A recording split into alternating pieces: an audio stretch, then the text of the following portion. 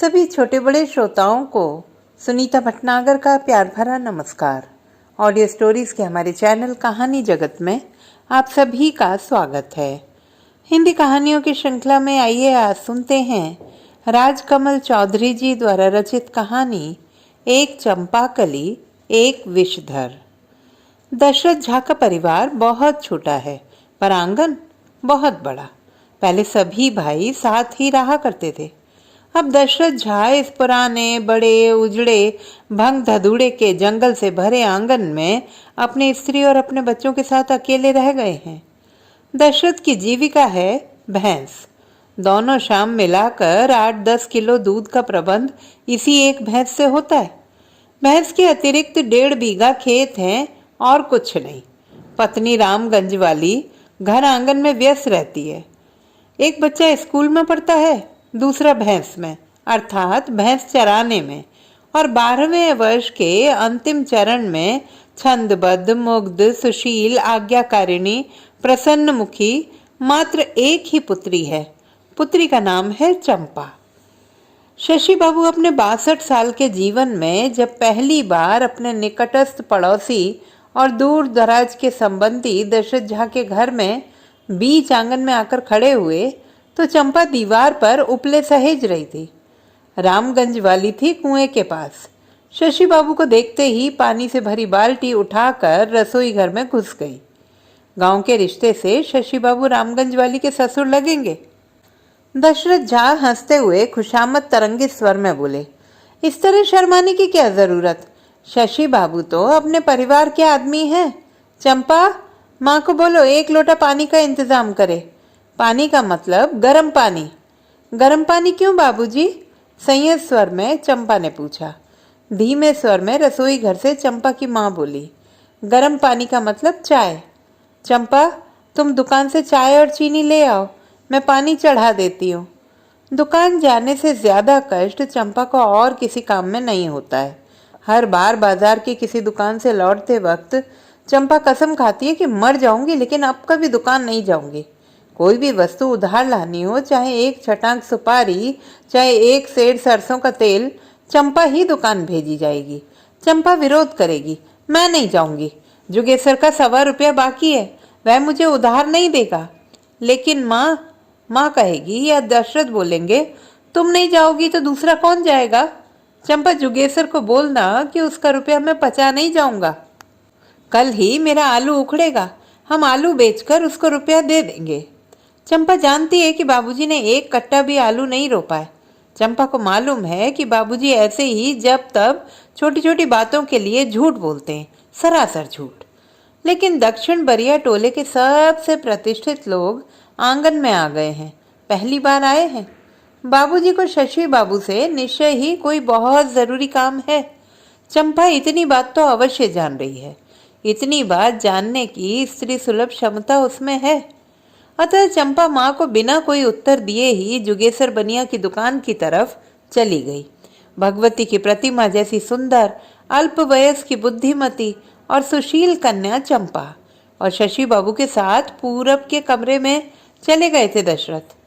चंपा की माँ और दशरथ इसी घर में रहते हैं। दीवार पर एक पुराना कैलेंडर टंगा है। कैलेंडर में अंकित है द्रौपदी चीर हरण का एक प्रचलित चित्र। शशि बाबू मानो दशरथ से कोई महत्वपूर्ण बात सुनने की प्रतीक्षा करते बहुत देर तक इस चित्र की तरफ ताकते रह जाते। द्रौपदी विवश है, विवस्त्र है। क्रोध से उन्मत्त दुशासन, गर्व से अंधा सुयोधन, ग्लानि और संताप से सिर झुकाए लज्जित 5 पांडव और ऊपर से द्रौपदी की देह पर थान के थान साड़ी गिराते श्री कृष्ण, राधा रमन, भगवान श्री कृष्ण कैलेंडर के चित्र में मधुर मधुर मुस्कुरा रहे हैं। शशि बाबू भी मन ही मन मुस्कुराए, बोले कुछ नहीं। लेकिन दशरथ को इतना समझने में कोई त्रुटि नहीं हुई कि मेरे आंगन में आकर मेरे कमरे में इस पुरानी पलंग पर बैठकर शशि बाबू प्रसन्न हैं। इसी प्रसन्नता की आवश्यकता दशरथ झा को है। शशि बाबू कुछ ही साल पूर्व तक पूर्णिया जिला कचहरी में हेड किरानी थे, अब स्थायी रूप से गांव में ही रहते। शशि बाबू का परिवार बहुत बड़ा है। दोनों विधवा बहन 3 पत्नियों से 4 पुत्र और चारों पुत्रों के अपने अपने छोटे बड़े परिवार। आपसी बंटवारा अभी तक हुआ नहीं है। शशि बाबू जब तक जीवित हैं बंटवारा असंभव है। 3 बार शादी करने के बाद भी शशि बाबू फिलहाल स्त्री विहीन हैं। तीसरी पत्नी 5 साल पूर्व ही स्वर्गवासिनी हुई है। अब शशि बाबू बूढ़े हो गए हैं, फिर भी परिवार का और रुपए पैसे का सारा हिसाब किताब वे करते हैं। स्टील संदूक की चाबी वे अभी भी अपने ही जनेऊ में रखते। आप मेरा उद्धार नहीं करेंगे तो दूसरा कौन करेगा? इसी प्रेम वाक्य से दशरथ ने अपनी बात शुरू की। शशि बाबू जेब से पनबट्टी बाहर निकालकर पान जर्दा खा रहे थे। पनबट्टी बंद कर जेब में रखने के बाद बोले, मुझसे जो सहायता हो सकेगी मैं अवश्य करूंगा, लेकिन आप स्पष्ट बोलिए, आपको कितने रुपए चाहिए? कम से कम आपको कितने रुपए? दशरथ झा मन ही मन हिसाब लगाते हैं। चंपा की शादी का हिसाब। शशि बाबू से कितने रुपए कर्ज मांगने चाहिए? 700? 1000? दशरथ झा को अपनी बेटी की शादी किसी साधारण परिवार में करने के लिए भी अंततः 2000 रुपया चाहिए। हिसाब जोड़ लेने के बाद दशरथ बोले, पहले चाय पी ली जाए, रुपए पैसे की बात उसके बाद कहूँगा। मैं क्या कहूँगा? रामगंज वाली स्वयं आपसे गप करेंगी। आपसे क्या छिपाए? आपसे कैसी शर्म? आप तो मेरे अपने लोग हैं। चंपा के लिए एक परम उपयुक्त लड़का दशरथ झा ने देखा है। लड़के के पिता और दशरथ झा की मित्रता है। भरतपुर गांव सहरसा से 3 कोस उत्तर। लड़का सहरसा कॉलेज में बीए में पढ़ता है। रामगंज वाली शादी का सारा खर्चा मन ही मन जोड़ चुकी हैं। यदि 10 कट्टा बेच दिया जाए तो 1500 रुपये अवश्य मिलेंगे। 3 असरफी, 1 तोला सोने की टिकिया को 1 असरफी कहा जाता है। घर ही में है। यदि शशि बाबू 500 की भी व्यवस्था कर दें, चाय और चीनी की पुड़िया माँ के पास रख कर चंपा बरामदे में जा खड़ी है। शाम होने में अब कम ही देर है। आज दोपहर में पानी बरसा था, मूसलाधार बारिश। आंगन में कीचड़, सड़क पर कीचड़। चंपा दुकान जाते वक्त फिसल कर गिर गई थी। माँ बोली, तुम साड़ी बदल कर केश बांध लो, जल्दी करो। शशि बाबू ज्यादा देर तक बैठे नहीं रहेंगे। केश बांध लो। अलंगनी पर साड़ी रखी हुई है, वह पहन लो, जल्दी करो। शशि बाबू का चाय और पान दे आओ। चंपा कुएं के पास चली गई, बाल्टी में पानी भर लिया। काफी देर तक हाथ पर धोती रही। कोहनी में लगा हल्दी का दाग छुड़ाया। कनपट्टी के पास मैल, वहों की मैल, लेकिन चंपा के देह में मैल कहीं नहीं है। मात्र मैल का भ्रम है उसके मन में। थोड़ी देर पहले दुकान के पास गिर गई थी तो अभिमन्यु चौधरी का भतीजा परीक्षित इतनी जोर से हंसा था कि लाज के मारे रंग गई थी चंपा। लाज से, क्रोध से, अपमान से आरक्त हो गई थी। संदेह हुआ था कि परीक्षित कोई अपशब्द भी बोला है। यद्यपि परीक्षित मात्र हंसा ही था, बोला नहीं था। चंपा ऐसे ही इसी अल्प वयस में सतत मैल के भ्रम से, अपशब्द के संदेह से, अपमान के संदेह से व्यथित और चिंतित होती रहती है। हाथ पैर धो लेने के बाद लाल रंग की साड़ी और लाल ब्लाउज खोजने के लिए चंपा रसोई घर के औसारे पर आ गई। माँ कहती है तो मुंह में पाउडर लगाकर, बाल सीट कर, लाल साड़ी पहनकर शशि बाबू के हाथ में चाय की प्याली देनी ही होगी। माँ जो कहे वह करना चाहिए, वही करती भी है चंपा। इच्छा नहीं भी रहती तो भी करती है। जैसे दुकान से उधार लाना, जैसे ललितेश के आंगन जाना, जैसे इसी तरह का और भी बहुत सारा काम करने की इच्छा नहीं होती चंपा की। चंपा उस कमरे में प्रवेश करना नहीं चाहती है जिसमें पलंग पर बैठे हैं शशि बाबू और खुशामद मिन्नत की मुद्रा में एक पीढ़ी पर नीचे बैठे हैं चंपा के पिताजी दशरथ झा। चंपा को शर्म नहीं होती, होती है ग्लानि, आत्मवेदना कि बाबूजी ऐसे क्यों हैं, ऐसे दरिद्र और ऐसे शूद्र। बाबूजी पलंग पर क्यों नहीं बैठे हैं? कौन से स्वार्थ के कारण अभी शशि बाबू के लिए चाय बनाई जा रही है? माँ इतनी अस्त व्यस्त क्यों है? आप बैठें, मैं 2 मिनट में आता हूँ। इतना कहकर दशरथ कमरे से बाहर बरामदे पर आए, लोटा हाथ में लिए और आंगन से बाहर हो गए। शशि बाबू द्रौपदी चीर हरण का कैलेंडर देख रहे हैं और विचार रहे हैं कि दशरथ झा को रुपया दिया जाए या न दिया जाए। विशेष संभावना तो इसी बात की है कि रुपया डूब जाएगा, लेकिन यदि रुपया नहीं दिया जाए तो चंपा की शादी कैसे होगी? और दशरथ चले कहाँ गए? वे कहते थे कि रामगंज वाली कुछ हमसे बात करेंगी। वे क्यों करेंगी बातचीत?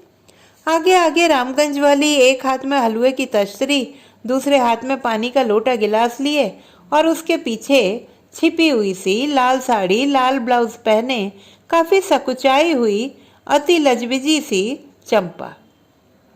रामगंज वाली ने घूंघट नहीं डाला है। बड़ी बड़ी आंखों में सुंदरता तो अवश्य है, लेकिन स्त्री सुलभ लज्जा नहीं। लज्जा स्त्री आंख की आंतरिक ज्योति है। रामगंज वाली की आंखें जैसे पत्थर से बनाई गई हों, सुंदर किंतु जिसमें कोई आकर्षण शक्ति नहीं। चंपा के हाथ से चाय की प्याली लेते वक्त शशि बाबू ने अनुभव किया कि चंपा का हाथ थरथरा रहा है, कि चंपा का अंग अंग कांप रहा है। समूचा ललाट पसीने से भीगा, दोनों आंखें जैसे आंसू से झिलमिलाती हुई। शशि बाबू ने अनुभव किया कि यदि क्षण भर भी चंपा यहाँ खड़ी रही तो इसी जगह तिल मिलाकर गिर जाएगी, बेहोश हो जाएगी। माँ की किसी नई आज्ञा की प्रतीक्षा चंपा ने नहीं की। चाय की प्याली शशि बाबू के हाथ में देने के बाद चंपा माँ की तरफ उपेक्षा की तीक्ष्ण दृष्टि से देखती हुई चुपचाप कमरे से बाहर हो गई। आंगन में एक क्षण खड़ी रही और आंगन से बाहर होकर अपनी सहेली अन्नपूर्णा के आंगन की तरफ चली गई। चंपा जब काफी दुख में डूबी रहती है तो चुपचाप अन्नपूर्णा के घर में जाकर सो जाती है। दशरथ रुपए के विषय में कुछ नहीं बोले। कितने रुपए चाहिए और क्या क्या, सो तो आप लोग ही कहेंगे। शशि बाबू ने चंपा के तीव्र पलायन से थोड़ा अप्रतिभ और थोड़ा निश्चिंत होते हुए समीप में खड़ी रामगंज वाली से पूछा, दशरथ कहाँ है? रामगंज वाली बोली, वे तो बथान की तरफ गए हैं, आते ही होंगे। लेकिन उनके रहने से क्या और उनके न रहने से क्या? उनको आपसे कोई बात कहते शर्म होती है। वे नहीं कहेंगे, मैं ही कहूंगी। चंपा मेरी बेटी है, मैं चंपा की माँ हूँ। बेटी पर मात्र माँ का ही अधिकार रहता है, पिता का कोई अधिकार नहीं। माँ अपनी बेटी के लिए प्राण देती है, मैं भी देती हूँ, इसीलिए मैं ही आपसे बात करूंगी। रामगंज वाली के इस निर्द्वंद्व, ओजस्वी और स्पष्ट भाषण से शशि बाबू मन ही मन सशंकित होते। क्या कहना चाहती है दशरथ की स्त्री? शशि बाबू थोड़ा संभल कर बैठते हैं और पीठ तले तकिया रख लेते हैं। दशरथ क्यों चले गए? चंपा क्यों भाग गई? क्यों रामगंज वाली इतनी निकटता से और इतनी बांध कर गप कर रही है? शशि बाबू गांव के नहीं है, सब दिन शहर बाजार में ही रहे, शहर के आदमी हैं शशि बाबू। नौकरी छोड़कर अब स्थायी रूप से गांव में आए हैं। गांव के रीति रिवाज, गांव की राजनीति, गांव के लोगों के आचार, भाषा और व्यवहार जाना हुआ नहीं है। इसीलिए रामगंज वाली की भूमिका को जानने की उचित क्षमता शशि बाबू की नहीं है। शशि बाबू ने पान का बीड़ा उठाया, जर्दे की डिबिया खोली, असली बात सुनने की प्रतीक्षा करने लगे। रामगंज वाली एक बार आंगन से हो आई। चंपा कहाँ गई? किसी पड़ोस के आंगन की कोई स्त्री अगल बगल खड़ी तो नहीं है? रामगंज वाली लौटकर कमरे में आ गई। अब मुझको देर हो रही है, दशरथ कहाँ है? शशि बाबू ने प्रश्न किया। रामगंज वाली मुस्कुराई, बोली, चंपा की शादी में कुछ नहीं तो 200-2,000 रुपए तो लगेंगे। हम लोगों के पास मात्र 1 बीघा 10 कट्ठा खेत है और 1 भैंस है। यदि 10 कट्ठा खेत बेचूं तो 1,000 रुपये मिलेंगे, यदि भैंस बेचूं तो मिलेंगे 500 रुपये। शशि बाबू ने बीच में ही टोका, भैंस क्यों बेचेंगी, खेत क्यों बेचेंगी, और बेच देंगी तो जीवन कैसे चलेगा? रामगंज वाली संभवतः यही प्रश्न सुनना चाहती थी, अतः यह प्रश्न सुनकर हंस पड़ी, जैसे किसी सुखांत नाटक की नायिका अभिनेत्री हंसती है। उसी तृप्त मुद्रा में हंसकर रामगंज वाली बोली थी, आपने ठीक कहा, जब यह सब बेटी की शादी में बेच ही लूंगी तब जीवन नहीं चलेगा। अपनी ही लात अपने ही पेट पर मारना उचित नहीं, इतना मैं जानती हूँ। इसीलिए हम लोग, अर्थात मेरा मालिक, मैं और मेरी बेटी चंपा आपकी शरण में आए हुए हैं। आप ही, मात्र आप ही हम लोगों का उद्धार कर सकते हैं। आप ही हम लोगों का उद्धार कर सकते हैं। रामगंज वाली के मुंह से यह बात सुनकर शशि बाबू विरक्त हो गए। गुस्सा हुआ कि हम क्यों यहाँ समय नष्ट कर रहे हैं। कल परसों से ही दशरथ झा 1000 बार इस वाक्य की आवृत्ति कर रहे हैं कि शशि बाबू उनका और उनके परिवार का उद्धार कर सकते हैं, जबकि उद्धार करने हेतु नहीं, एक दूसरे स्वार्थ से शशि बाबू इस असमय में ऐसे एकांत में दशरथ झा के आंगन में आए हैं। शशि बाबू योजना बनाकर ही कोई काम करते हैं। जीवन रूपी शतरंज कैसे खेला जाए, कैसे जीवित मनुष्य को लकड़ी का प्यादा या लकड़ी का हाथी घोड़ा बनाया जाए, यह मर्म जाना हुआ है उनका। शशि बाबू के घर डीह का स्थान बहुत कम है, परिवार बहुत बड़ा है और दशरथ झा का आंगन शशि बाबू की दीवार से सटा ही है पश्चिम की तरफ। यदि दशरथ झा अपने आंगन के पूरब के हिस्से से 12 धूर जमीन शशि बाबू के हाथ बेच दें तो उसके मूल्य रूप में चंपा की शादी में 1000-1200 रुपये देने में शशि बाबू को कोई कष्ट नहीं होगा। शशि बाबू उद्धार करने नहीं, 12 धूर घरडी खरीदने के लिए दशरथ झा के आंगन में आए हैं। अस्तु रामगंज वाली की बातों से उनको कोई प्रसन्नता नहीं हुई। वे विरक्त हुए कि रामगंज वाली मूल कथा पर नहीं, भूमिका पर इतना समय नष्ट कर रही है। लोग मुफ्त में संदेह करेंगे कि शशि बाबू क्यों अपने पड़ोसी के आंगन में इतनी देर तक एकांत कमरे में बैठे हैं। काफी देर बाद अपने मन को स्थिर करके किंचित गंभीर मुद्रा बनाकर थोड़ी हतप्रभ जैसी रामगंज वाली बोली, मैं खेत नहीं बेचूंगी, घर डीह नहीं बेचूंगी, भैंस नहीं बेच सकती हूँ। मुझे एक चंपा ही नहीं और संतानें भी हैं, उन लोगों के मुंह में जाबी नहीं लगाई जा सकती है। शशि बाबू ने पूछा, घर डीह नहीं बेचेगी तो क्या करेंगी, कितने रुपए लेंगी हमसे? रामगंज वाली ने उत्तर दिया, आपसे ज्यादा नहीं, 1500 रुपये हम लोग लेंगे। 1500 रुपये नगद और अपने मन से चंपा को आप जो गहना कपड़ा साड़ी जो भी देंगे वो अपने मन से। आप जैसे धनी समझदार और विद्वान लोग के साथ चंपा जीवन भर सुखी रहेगी, जीवन भर आनंद करेगी। आप ही हम लोगों का उद्धार कर सकते हैं। शशि बाबू अब इस बात का असली अर्थ समझ गए, इसी कारण इतनी भूमिका बांधी जा रही थी। शशि बाबू स्वयं चंपा से शादी करें, यह दशरथ झा और रामगंज वाली का उद्देश्य है। यह योजना स्वयं रामगंज वाली ने बनाई है। यदि 60 साल का सुंदर स्वस्थ पराक्रमी वृद्ध शशि बाबू 13 साल की आत्ममुग्ध लज्जामयी स्पर्शहीन नवीन चंपाकली से शादी करें तो शशि बाबू के संपूर्ण राजकाज संपूर्ण धन संपत्ति पर रामगंज वाली का और दशरथ का पंजीकृत अधिकार अर्थात एकाधिकार हो जाएगा और महारानी जैसी वृद्ध शशि बाबू के संसार में पटरानी से राज करेगी मेरी चंपाकली। चाय देते वक्त चंपा आई थी। शशि बाबू को अवश्य ही पसंद आई है मेरी बेटी, मेरी प्यारी सुकुमारी बेटी। ऐसी बड़ी बड़ी आंखें, ऐसा सरल निश्चल स्वभाव, ऐसा बुद्धि विचार गांव भर में दूसरी किसी की बेटी का नहीं है। एक बार अपने दालान पर अपनी मित्र मंडली के समक्ष परिहास अवश्य किया था। शशि बाबू ने कहा था कि मन होता है कि फिर एक बार शादी कर लूं, लेकिन यह विनोद ही था, सत्य नहीं। 62 साल की इस विचित्र उम्र में शादी करने की कोई आकांक्षा शशि बाबू नहीं रखते हैं। मुक्त हृदय हैं वे, अब किसी जाल जंजाल में नहीं पड़ेंगे। अतः पलंग से नीचे उतरकर धरती पर खड़े होते शशि बाबू कठिन स्वर में बोले, आपकी बात मैंने सुनी। दशरथ झा से आप कह देंगी मैं इतना मूर्ख नहीं हूँ। बहुत नहीं तो चंपा मेरी बेटी कल्याणी से 22 साल छोटी है। मैं चंपा से कितने साल बड़ा हूँ? आपके पतिदेव दशरथ झा हमसे कितने साल छोटे हैं? रामगंज वाली, आपके मन में ऐसा विचार कैसे आया? रामगंज वाली ने परम विषाक्त और परम विरक्त दृष्टि से एक बार शशि बाबू की तरफ देखा। शशि बाबू आतंकित हो गए, जैसे उनके सामने कोई स्त्री, कोई रामगंज वाली बहू नहीं खड़ी हो, जैसे उनके सामने फन काढ़े कोई विषधर खड़ा हो, कोई भयावह विषधर।